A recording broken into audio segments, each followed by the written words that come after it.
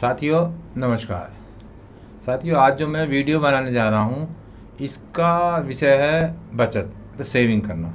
हमें अपनी ज़िंदगी में बचत सेविंग करना क्यों ज़रूरी है। साथियों आपको और हमें याद होगा कि हमारे मदर फादर मतलब माँ बाप, हमारे माता पिता बचपन से ही हमें बचत करने की आदत डालते हैं। जब हम छोटे बच्चे होते हैं तभी से हमें बचपन की आदत डाल देते हैं, जो आगे चलकर हमारे बहुत काम आती है। आपको और हमें याद होगा बचपन में हम लोग गुल्लक खरीद कर लाते थे जब हम छोटे थे, और जो हमें 1 या 2 रुपये मिलते थे हम उसे गुल्लक में डाल देते थे, और उस गुल्लक में डालकर हम अपनी बचत शुरू कर देते थे। माँ बाप, हमारे माता पिता भी बचत करने की शुरुआत हमारी यहीं से होती थी। उस गुल्लक में जब हम पैसे इकट्ठे करते रहते थे और कभी हमें पैसों की ज़रूरत पड़ती थी या हमें मेला या कभी पढ़ाई के लिए कुछ पैसों की आवश्यकता होती, तो हम अपने गुल्लक को तोड़ते थे और उसमें से जो पैसे निकलते थे उससे देखकर हमें इतनी खुशी होती थी कि जो है आप बता नहीं, हमारे बहुत से काम हो जाते हैं। मेले हमें जो चॉइस की या जो इच्छा की चीज़ थी वो हम खरीद सकते थे, और जो कभी पढ़ाई में ज़रूरत हुई हमें तो हमारे माता पिता की सहायता भी हो जाती थी उससे। हमारे मतलब बचत करने की आदत से हमें बहुत जो है फ़ायदा होता था। इसी प्रकार अब जब हम बड़े हो गए हैं या हमें पे जिम्मेदारी आ गई हैं, तो हम एक परिवार के मुखिया हैं। मुखिया के रूप में मैं कुछ जिम्मेदारियां बताना चाहता हूं, जिससे जो है हमें और आपको अपनी जिम्मेदारियों का पता चल सके। आजकल जो है परिवार के मुखिया को बहुत जिम्मेदारियां हैं। हमें इस बात का ध्यान रखना चाहिए कि हमारी जितनी भी आय प्रति माह है हमें उसमें से बचत करनी ही है। बचत करके हम अपने भविष्य में आने वाली परेशानियों से उससे हम बच सकते हैं। हमारी आय जो भी है या जितनी भी हम पूरे मंथ में हमारी आमदनी होती है, उससे जो हम ज़्यादा से ज़्यादा जितनी बचत कर सकें वो करनी चाहिए।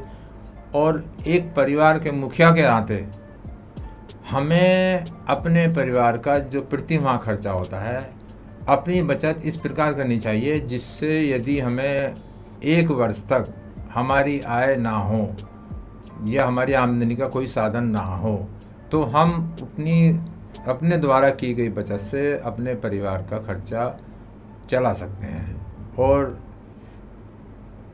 आने वाली परेशानियों से बच सकते हैं। तो इसमें मेरा एक ये भी सुझाव है या मेरा मानना है कि अब जैसे परिवार में किसी में कोई ना कोई दुविधा आती रहती है, तकलीफ़ें, हारी है, बीमारी है, तो वो बचत का पैसा हमारे बहुत काम आता है। हमें किसी दूसरे से सहायता मांगने की अपेक्षा हमें हमारे द्वारा जो बचत की गई है उससे जो है हमें इस दुविधा का सामना करना चाहिए। किसी दूसरे से हमें तभी ही सहायता लेनी चाहिए जब हमें बहुत ज़रूरी हो, क्योंकि ज़रा सी परेशानी आने पर या कोई दुविधा आने पर हम किसी दूसरे से सहायता लेते हैं तो वो जो है हमारी एक आदत सी बन जाएगी। ज़रा सी हमें कोई तकलीफ आई, हमने जो है किसी से उधार ले ली पैसे या किसी और का एहसान लिया, फिर वो जब हम पैसा किसी से उधार लेते हैं तो वापस करने में हमें थोड़ी कठिनाइयाँ होती हैं, और इस संबंध में फिर हमारे जो है आप परिवार के या उसके जिससे पैसा लेते हैं तो संबंध हमारे ख़राब हो जाते हैं। तो मेरा ये मानना है कि प्रत्येक व्यक्ति को अपनी आय के अनुसार बचत करनी ही चाहिए, जिससे हमारा परिवार सुखी रहे और हम आने वाली परेशानियों से बच सकें। साथियों कुछ ऐसे बिंदु हैं जिन पर विचार करके या चलकर हम आने वाली परेशानियों से बच सकते हैं।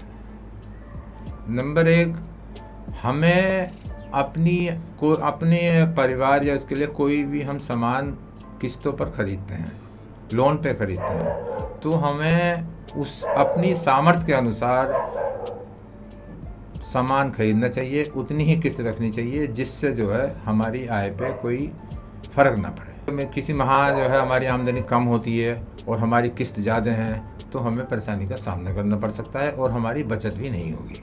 दूसरा, हमें किसी भी मनोरंजन हेतु कोई भी सामान किस्तों पर नहीं खरीदना चाहिए, क्योंकि हमारी जो है आदत ख़राब हो जाती है, हम किस्तों पे लेते हैं। अब जैसे टीवी है, मोबाइल है या और चीज़ें हैं हम ले लेते हैं, ठीक है लेना चाहिए, किस्तों के द्वारा हम ले सकते हैं, लेकिन उनकी किस्त इतनी ही होनी चाहिए, लोन की इंस्टॉलमेंट इतनी होनी चाहिए जो हमारी आय के अनुसार हो।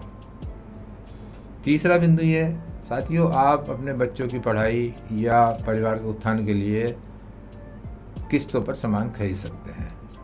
जैसे आपके बच्चों को जो है आगे पढ़ाई करने के लिए लैपटॉप की ज़रूरत है, नए मोबाइल की ज़रूरत है, लेकिन वो जब ही खरीदनी चाहिए जब वो आपकी तरक्की में वो सहायक हों। यह नहीं कि आप अपने मनोरंजन के लिए या किसी और कारण से आप खरीदते हैं तो उससे जो है आपकी आय पे बहुत गर्व होगा, आपकी बचत भी नहीं हो पाएगी।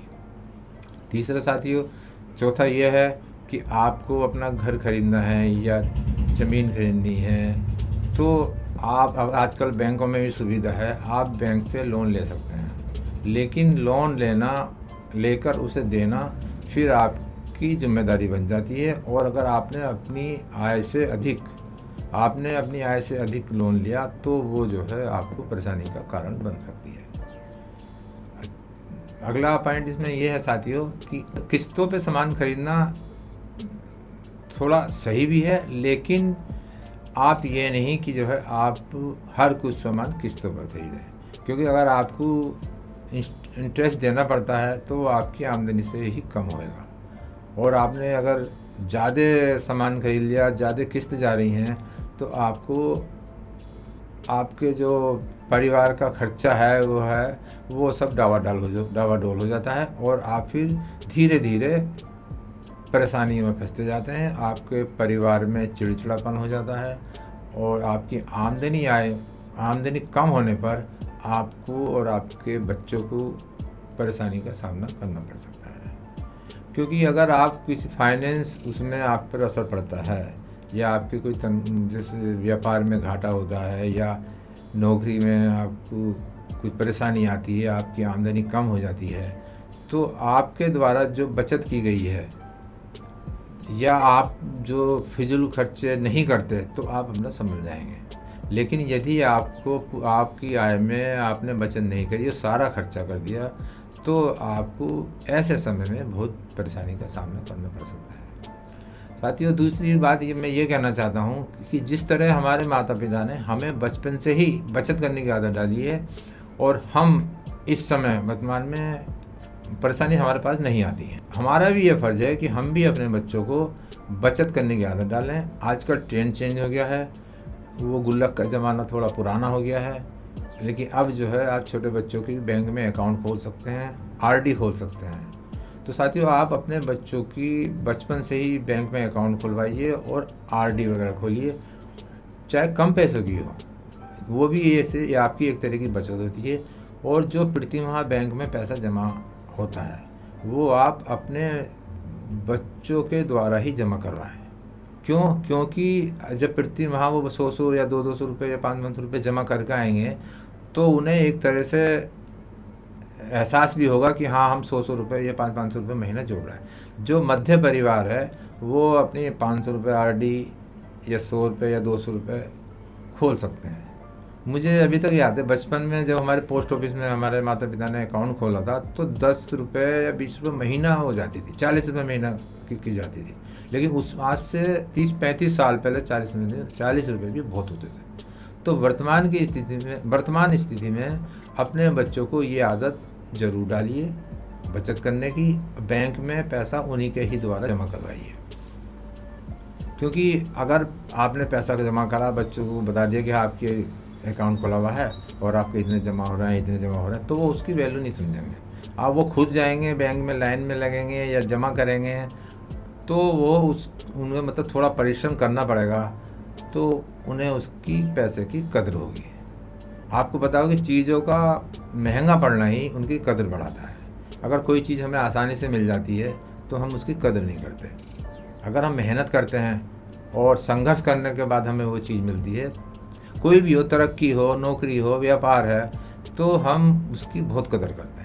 आपने देखा होगा कि एक पीढ़ी में व्यापार बहुत अच्छा चलता है, दूसरी पीढ़ी में कम हो जाता है, तीसरी पीढ़ी में ख़त्म हो जाता है। वो केवल इसी वजह से मेरा मानना है कि वो इसी वजह से ख़त्म होता है कि वो आपकी आने वाली पीढ़ियों को बना बनाया सब कुछ मिल जाता है तो उसकी कदर नहीं करते। लेकिन अगर बचपन से ही वो उसमें इन्वॉल्व होते हैं, उसके लिए करते हैं, तो वो उसकी कदर करते हैं और पीढ़ी दर पीढ़ी आपका व्यापार चलता रहता है। बचत में मैं इसलिए जोर दे रहा हूँ क्योंकि आपके जो बच्चे हैं, आपका जो परिवार है, आपकी आमदनी या नौकरी या व्यापार तो सीमित है, लेकिन आपको अपने परिवार का उत्थान करने के लिए, बचत करने के लिए 4 साधन इकट्ठे करने ही पड़ेंगे। ये नहीं कि आपने सारा पैसा, आपकी वेतन आया, जो आपकी सैलरी आई, आपने सारा खर्च कर दिया, या आपके उल्टे सीधे खर्चे हैं, पैसा नहीं बचता, कोई ज़रूरत पड़ती है तो आप उधार लेते हैं। तो वो उधार लेना ही एक तो आपकी साख को गिराता है। चाहे आपके पास जो है कुछ ना हो, लेकिन यदि आपकी साख है तो आपकी बहुत अच्छा परिवार है। आपको अपनी साख बना के लेनी चाहिए। बचत के द्वारा ये सब हम प्राप्त कर सकते हैं, जिससे जो है हमें अपने परिवार का उत्थान कर सकते हैं। साथियों, मैंने बचत पे आपको सलाह दिया, मेरा ये स्वयं का अनुभव है कि मैंने थोड़ी थोड़ी बचत करके अपने परिवार के लिए सब, क्योंकि अगर आप बचत करेंगे तो वैसे ही आपके बच्चों को, आपके पत्नी को या सबको वही आदत पड़ जाएगी। लेकिन आप अगर बचत नहीं करते हैं, सारा खर्च कर देते हैं, तो सबकी वही आदत हो जाती है। फिर घर में कलह शुरू हो जाता है और जिससे आपका परिवार दुविधा में पड़ जाता है। साथियों, एक बार आप इस पर ज़रूर विचार करना।